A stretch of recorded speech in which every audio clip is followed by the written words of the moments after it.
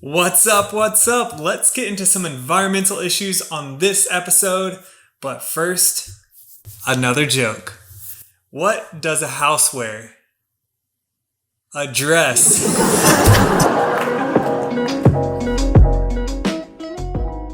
Hey everyone, I'm Sean Kelly and this is my channel on everything real estate, and this video is about Chapter 6 and all about the North Carolina real estate exam preparation. Here's my same old spiel. Hit that subscribe button down below. I'm tired of begging. I also have a 10% off link down in the description below for pre-licensing, post-education, continuing education courses for new signups. Lucky for you all, this is another quick chapter because from what I can remember, Chapter 7 is a Titanic of a chapter. We'll see if that's true. In this chapter, we'll be discussing a lot of environmental issues around real estate, such as lead-based paint, radon, asbestos, formaldehyde, toxic mold, and other things. You should know and understand these because it's very easy for a buyer to overlook these. So the risk around lead-based paint became known in the 70s, and there was a ban that took place in 1978. The effects were to the central nervous system and often not diagnosed until several years after exposure. Even in small amounts, this is fatal to children, especially children under the age of 6 years old.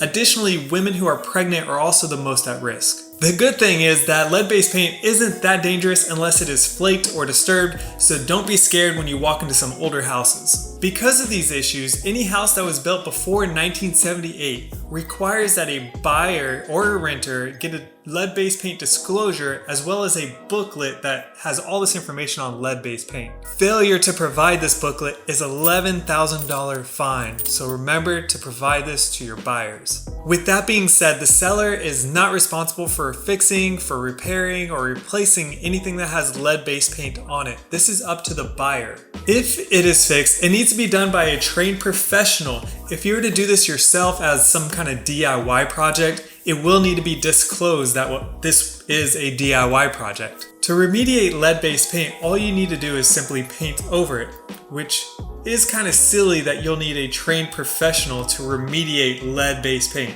You need a trained professional to paint your walls. You can't do it yourself unless you disclose. Now we're going to cover a few more hazardous substances. Asbestos was another popular material used previous to 1978 and was used in thousands of products around your home. Just like lead-based paint, the health effects don't occur until several years after exposure to asbestos, and asbestos is also only dangerous when it is airborne, or what they call friable. That's a key word, friable. So the two key terms to know actually with asbestos is friable or airborne, and also encapsulation, which means to seal off or bag it up. So, for example, asbestos popcorn sealing isn't necessarily dangerous until it becomes flaked or friable or airborne, and to encapsulate it, you simply just paint over it, or when you scrape it off, just make sure you seal it up. Another hazardous substance is radon gas, which has really become more well known over the past 20 years. This is a naturally produced gas that is colorless, tasteless, odorless, and is known to be the second leading cause of lung cancer in the US, behind cigarettes, of course. The cause of radon gas is decaying uranium deposits under the ground that release a radioactive gas. As a broker, you should always recommend a buyer get a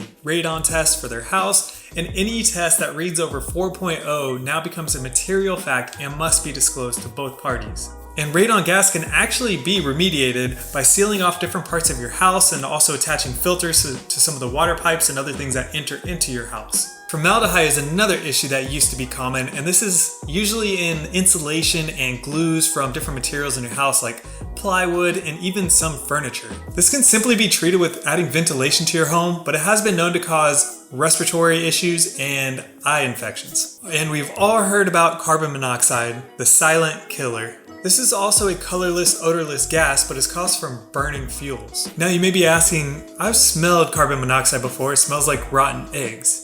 While that's true, natural carbon monoxide doesn't have a smell at all, but utility companies will add that smell to it, so if there is a leak, you can be alerted through just your smell. But if you're sleeping, that's why we now have carbon monoxide alarms in every home that has gas hookups to it, just like we have smoke alarms in every home. Something else to think about is your groundwater. Groundwater can be contaminated for several different reasons in several different ways all around the US, And so as a realtor, you should always recommend someone get their well checked or inspected if there's a well on property. Straight piping is when you run your sewage straight out through your house and out into the open onto a road or to some stream or something like that. Yeah, kind of gross. Andy crawled to freedom through 500 yards of shit-smelling foulness I can't even imagine. Just shy of half a mile. This would be a material fact and must be disclosed. Leaky underground storage tanks can also cause soil contamination. Things like old gas stations, farms, and other places that old storage tanks and chemicals may have been stored at some point in time. If issues occur because of soil contamination through storage tank leakage, you can always check the chain of title, and previous owners can be held responsible for these. A keyword to note here is capping, which is the process of applying 3 to 4 inches of dirt to cover up an old landfill or a gas station pit or something like that.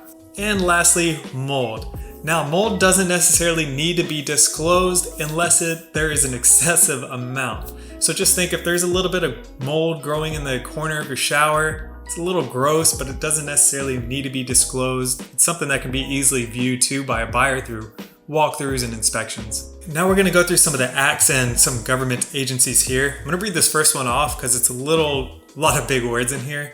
It's CERCLA, the acronym is CERCLA, the Comprehensive Environmental Response, Compensation, and Liability Act, which does just what the name sounds like it does. It's a federal law that helps clean up any environmental hazards and also creates liability for any current and previous owners on the chain of title. Then there's the NCDENR, which is the North Carolina Department of Environment and Natural Resources, which is in charge of environmental and natural resources. So one is going to be your agency, one is going to be the act or the law. The North Carolina Coastal Area Management Act governs coastal properties and protects wetlands and marshes. They can limit development, and compliance with this act is a material fact. So what this means for you as a realtor is that you don't have to be environmental, but you do have a duty to disclose. And look at that, we are done with chapter 6 already. I'm not sure we even need a review because that was so fast, but for consistency's sake, let's review.